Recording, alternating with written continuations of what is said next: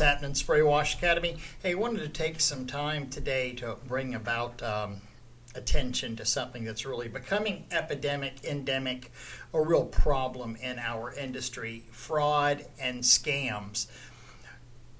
2 days ago, Monday, Labor Day, I was checking the mailbox and some stuff had gotten delivered over the weekend, and got a letter from Bank of America. Now, keep in mind, we probably get 20 to 30 pieces of mails a day between ads and circulars and just crap, and it's actually really frustrating. Had an envelope from Bank of America, and I don't bank with Bank of America, just don't bank with them at all. But it's just something, and a lot of the junk mail we just go ahead and rip in half, rip into quarters, throw it away, never even open it. Something about this envelope just looked a little more official, so I opened it up and got this letter. So I'll read you, what the letter says on here. It is addressed to Janine Raymond Burke. Now, I have a unique spelling of my name. This is probably flipping around backwards on there. My first name is spelled R-A-M-O-N. Middle name, don't worry about my middle name. But this is addressed to Janine Raymond Burke. It's very odd to see a solicitation that has my name spelled correctly on there. They have my address properly on there.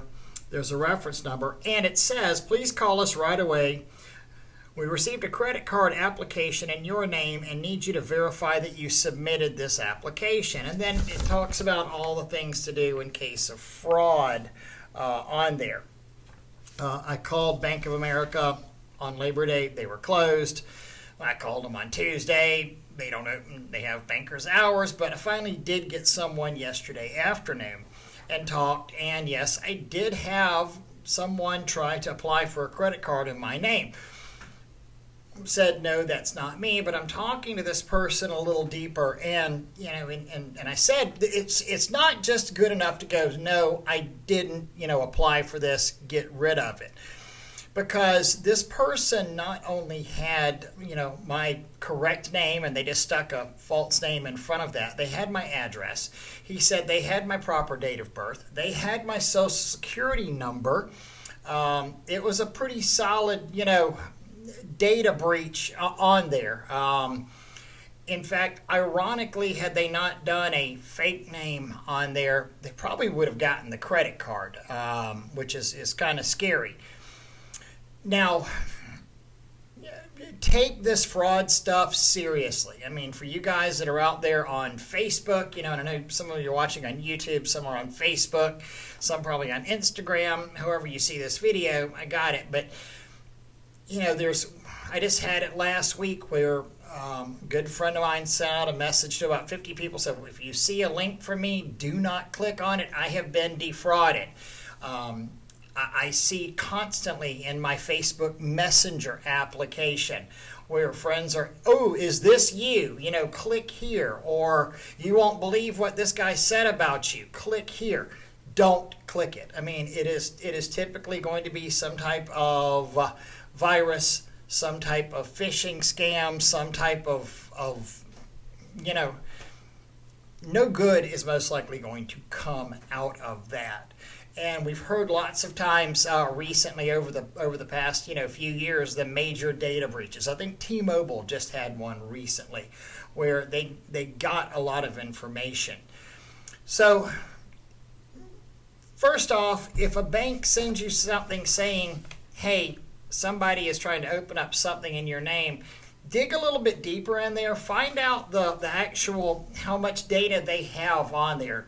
This guy obviously has access to a lot of my information out there. I actually went and signed up for Norton LifeLock afterwards, where now I'm getting the credit cards, the credit monitored. I've got freeze on all the credit reporting bureaus, so they'd have to take an extra step before any credit is issued in my name.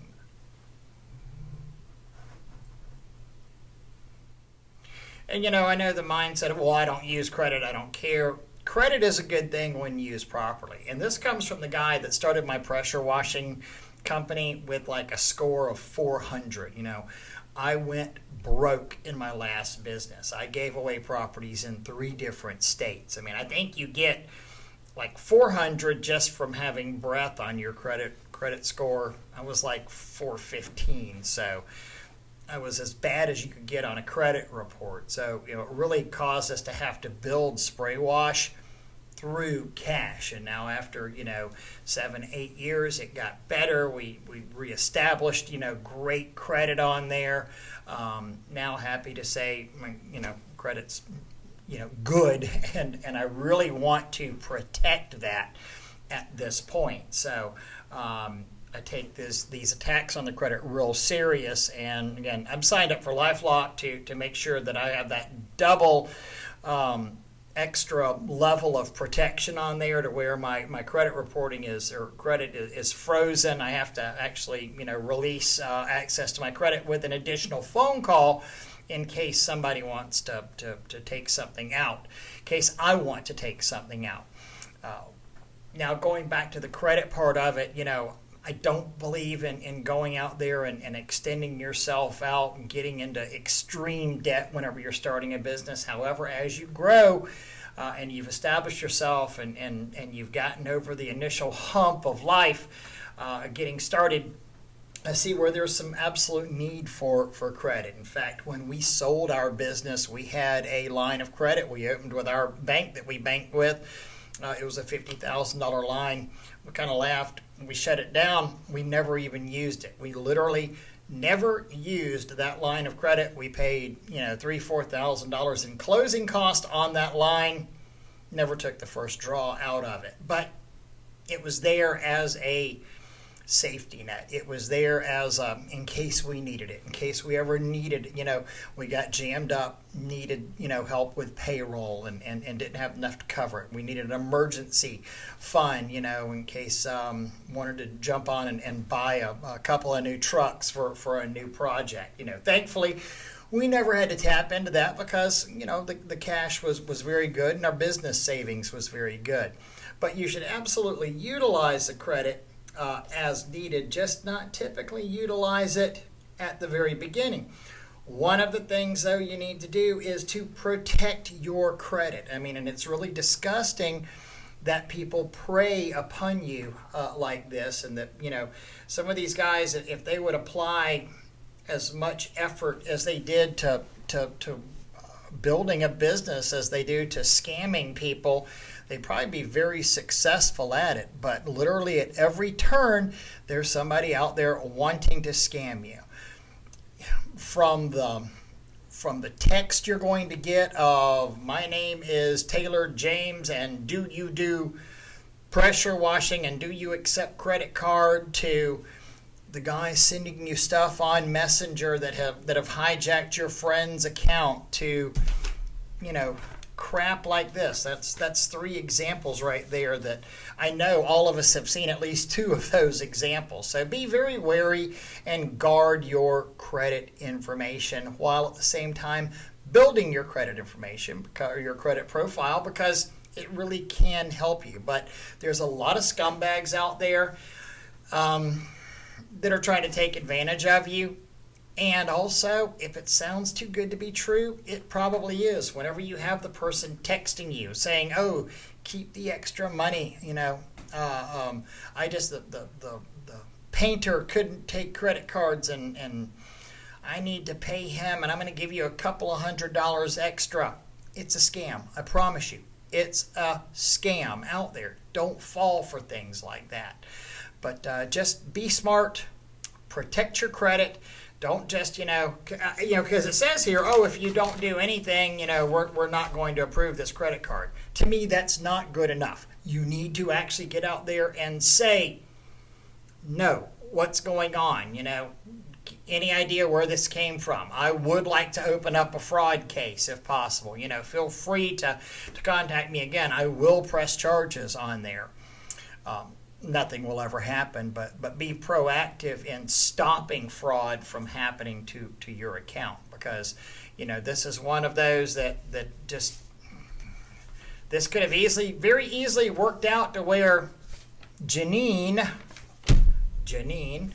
would have had a credit card opened up in my name. So happy we caught that, and happy I can pass this information on to you. So watch out for the scammers, watch out for credit fraud, and get in there and check your records and look for bad activity.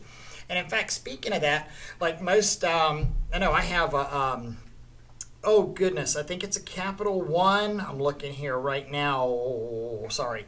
My Capital One actually provided some credit monitoring as well, where I could look at my credit report on there and they would monitor it.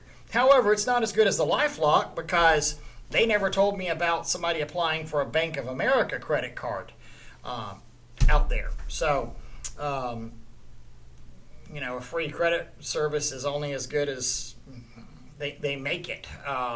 So it didn't have any information, on there. But check those things out, guys. Protect yourself. You've worked real hard for it, and don't let anybody get a hold of your identity. Another problem we would run into with great regularity here at Spray Wash before we sold was our credit information. Our credit cards would get breached. Now, all of our employees would have their own debit/credit card that would go into an operating account. We would keep $2,000 to $5,000 in there. It was for them to get fuel. It was for them to get tools. It was for them to get meals. For whatever reason, you'd have 3-4 trucks, out there, and everybody had their own card. Now, we would also have, Tanya and I had the cards and the operating account cards going into a different account out there.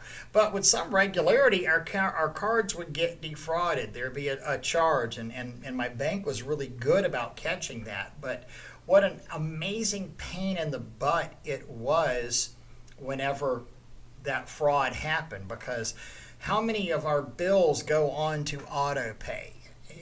Web services that we use, various vendors, we have set up with automatic payment profiles on there, and it was a nightmare whenever your credit cards get defrauded. But thank God you've got a proactive bank on there that's saying, hey, is this charge legit? Hey, what is going on here? But it would cost us hours, if not days, in time dealing with having to go and contact vendors and update credit profiles on there and give them the new bank card information. Really a royal pain in the rear. But just again, something else you have to look out for. And if you're going into a bank, I would make sure that any of your banks have an aggressive fraud department out there. It's good to have an advocate on your side. Also, while we're on the subject of this, I know so many of us use, we have a debit/credit card out there, not just a credit card, but something, I don't want credit card, I'm going to make this thing go, debit only. And we'll go in there and punch in our 4-digit PIN at the gas pump. We'll go in and punch in our 4-digit PIN at the supermarket. It's actually one of the worst things you can do out there. If you have one that's a MasterCard or has the Visa logo on there, make sure you type in the zip code and use it as a credit card, not just as the debit card. Couple of reasons for this. One, you get the added fraud protection of Visa/MasterCard, not just your bank. Second off, it's harder for them to go and actually gain access to your account if you're using it just as a Visa card and not as a debit card. So you're going to get, it's tougher for them to get in there, and two, you get the added defrauding protection of Visa MasterCard, not just your bank that you're working with. So highly recommend that, because somebody gets in your bank account and it can be emptied out in a quickness, and through the years, I hate to say how many times we've actually been defrauded, either by, bad checks, the credit card scams, things like this. We get all the money back because, you're dealing with the fraud department. You file the police report. You say, hey, this was not us. There was one bank in particular, SunTrust, we used to bank with, and it was amazing how many fraud situations we went into with them. We eventually left that bank because I felt like there was just too easy to get in there and do data breaches with them.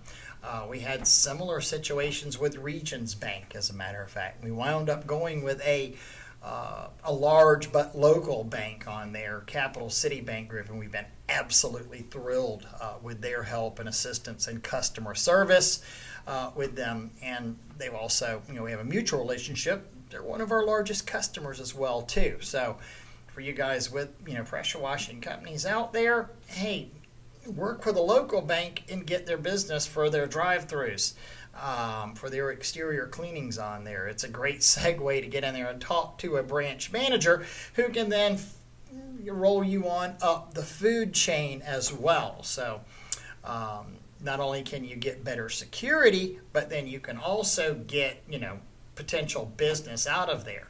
I remember going to Regions Bank and talking to a manager out there, and I was really, it really hacked me off at Regions. And this is my personal experience with Regions. This is my personal opinion, but I'm stating something that actually happened, to me. And I was talking to a manager, a very aloof manager at one of the locations, and I said, hey, who handles the pressure washing on here? And I'm driving, I'm driving my logoed vehicle. And the person said, oh, well, it's handled by a out of town company. We have a contract for that. I don't know anything about it. And I said, well, do you know who I would talk to about that? And again, it was just kind of snotty and not caring whatsoever. It's like, yeah, I wouldn't even know who to tell you to. They don't want us giving that name out, blah, blah, blah. And I'm looking at him and I said, yeah, I know one difference between my company and that company. And he's like, what was that? What's the difference? And I said, that company's probably not running about $500,000 through your local branch a year. And it was very soon after that we snatched that money out and went to Capital City Bank and was really, really happy with that result. That would have been about 2015 or so, 2016, and loved that relationship we developed with them. Anyway, getting a little long in the tooth here. Thanks for watching. Again, protect your credit. Use your credit portion of your Visa debit card instead of always just your 4-digit PIN code on there. Check your credit profiling. Build your credit. So hope those little tips will help you today. And wash on, guys.